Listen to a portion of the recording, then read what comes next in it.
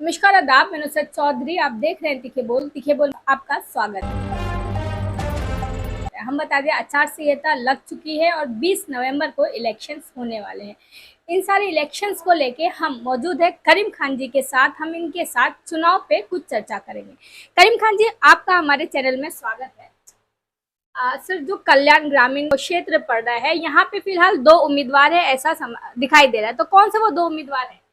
ये एक उम्मीदवार जो मौजूदा विधायक है, राजू मनसे से है, राजू पाटिल, जी। राजू प्रमोद रतन पाटिल ऐसा नाम है उनका।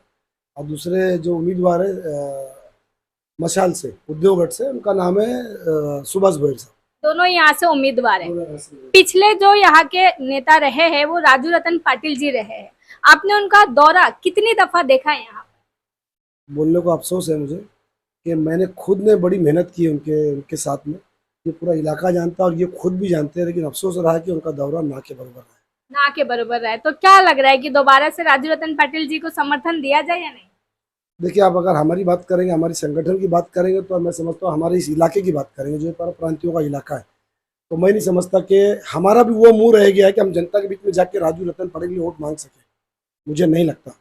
तो अगर राजू रतन पाटिल जी को नहीं चुना जाए तो क्या सुभाष भोईर को सपोर्ट करेंगे आप? जाहिर सी बात है, सेकंड ऑप्शन वही है। अभी आज हम लोग पूरी ताकत के साथ में सुभाष भोईर साहब के साथ खड़े, और सुभाष भोईर साहब के साथ खड़े रहने का एक मुख्य कारण ये भी है कि जो एक महाविकास अघाड़ी बनी है, जो इंडिया अलायंस बना हुआ, जो पूरे देश में चल रहा है, और उसी तर्ज पे वो उद्धव ठाकरे, शरद पवार और हमारी कांग्रेस की जो सारी जो टीम है, जो एक होकर के जो लड़ रही, तो हम लोग, जाहिर सी बात है, हम लोग परप्रांतीय लोग ही है, तो हम लोगों का समर्थन महाविकास अघाड़ी को रहेगा। और महाविकास अघाड़ी के यहाँ से हमारे जो उम्मीदवार है सुभाष भोईर साहब।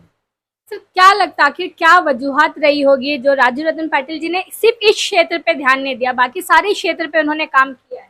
मुझे इसका बहुत अफसोस है और मैं निंदा करता हूँ कि इस क्षेत्र में उन्होंने क्यों ध्यान नहीं दिया। हालांकि बहुत कम मार्जिन से वो जीते थे, ये भी सारे लोग जानते हैं और आप भी बाखूबी जानते हैं, चूंकि आप खुद इस क्षेत्र में रहती है। तो 6-8 हज़ार से कुछ जीते जीते हैं वो। और इसी इसी इलाके से मैं जिम्मेदारी के साथ बोल सकता हूँ कि इसी इलाके से 8 से 9 हज़ार पोलिंग हुई है। वन साइड उस टाइम पे हम लोगों ने पोलिंग कराई है उनको, राजू रतन पाटिल साहब को। और एक अफसोस है कि उन्होंने इस क्षेत्र पे ध्यान क्यों नहीं दिया। इसका जवाब तो शायद मैं नहीं दे सकता, ये आमदारी साहब ही दे सकते।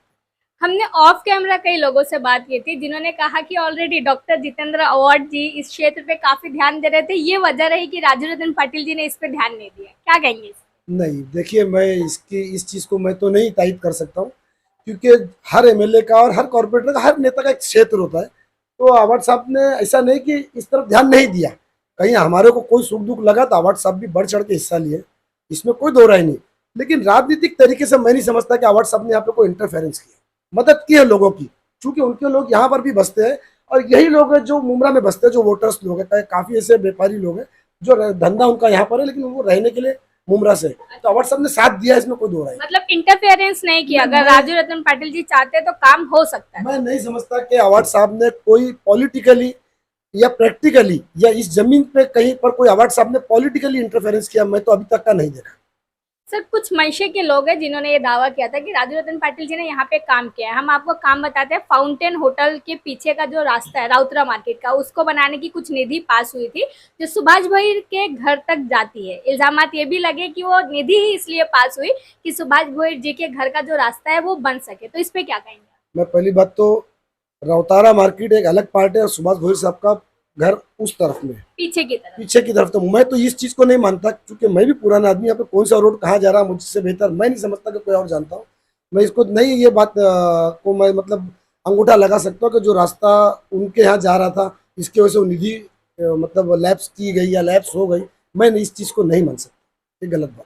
अच्छा, तो जैसे राजू रतन पाटिल जी पे इल्जाम लग रहे हैं कि वो कभी लोगों के बीच में नहीं आए, मगर सुभाष भोईर जी भी तो ज्यादा लोगों के बीच में नजर नहीं आते हैं, तो क्या लगता है लोग उन्हें समर्थन देंगे? देखिए, पिछला अगर आप 5 साल की बात करेंगे, तो जब जो मौजूदा विधायक है जिनको लोगों ने वोट दिया है, अगर वो बीच में नहीं आए, तो मैं इल्जाम नहीं लगाऊंगा कि जो बेचारा विधायक नहीं है, जो इस क्षेत्र में विधायक नहीं है, मैं उनसे उन पर यह इल्जाम नहीं लगा सकता हूँ कि वो हमारे बीच क्यों नहीं आए। लेकिन यह है कि अगर आने वाले कल में चुन के आते हैं, हमारी तो पूरी ताकत रहेगी। अगर ये तब नहीं आते तो हम, जाहिर सी बात है, हम उनका विरोध करेंगे, सुभाष भोईर साहब का भी विरोध करेंगे, खड़ा विरोध करेंगे। और वो हमारे तो करीब में, जाए 2 मिनट का रास्ता है वॉकिंग, हम उनके घर के सामने विरोध करेंगे अगर वो हमारा काम नहीं करेंगे, हमारे लोगों का काम नहीं करेंगे। करीम खान जी, एज अ फ्रेंड आपको सुभाष भोईर जी में कौन सी वो क्वालिटीज लगती है जिसके चलते कल्याण विभाग के लोगों को उन्हें वोट देना चाहिए? देखिए अगर मैं बोलूँ कि क्वालिटी है या मैं ये बोलूँ कि क्वालिटी नहीं है, तो ऐसा नहीं है कि लोग उनको वोट नहीं देंगे। लेकिन हाँ, एक बात मैं ज़रूर बोलूँगा कि सुभाष भोईर साहब हमारे मुमरा के बहुत पुराने नेता है। और शरद पवार जब ये बनाए थे नेशनलिस्ट कांग्रेस पार्टी, तो उसके पहले नेता थे हमारे सुभाष भोईर साहब, और पूरा मुमरा पहचानता है।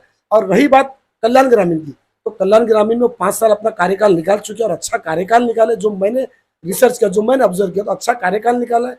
और वो यही की उनकी यहाँ के भूमिपुत्र है। और ये क्षेत्र में मतलब मैं समझता हूँ कि ये क्षेत्र पूरा भूमिपुत्रों का ही है, और प्रांतियों की परसेंटेज बहुत कम है। और मैं समझता हूँ कि आने वाले कल में लोग उनको चाह रहे हैं और लोग उनको मान रहे हैं, और आने वाले कल उन्हीं का है। तो भूमिपुत्र होने के कारण उन्हें समर्थन मिल रहा है। जी, भूमिपुत्र होने के कारण भी उनको समर्थन मिलना चाहिए। और दूसरी बात, जो 5 साल वो रहे, अब मैं बहुत सारी चीजें तो उनकी नहीं बता पाऊंगा, लेकिन अगर आप बोलोगे तो मैं बहुत सारे काम मैं लेकर के बैठूंगा। दूसरी बार जब भी अगर आप आएंगे तो मैं बहुत सारे काम उनके लेकर के बैठूंगा, जो जो काम उन्होंने किया है। लेकिन मैं समझता हूँ कि कार्य सम्राट है सुभाष भोईर साहब, और चुन के आना चाहिए।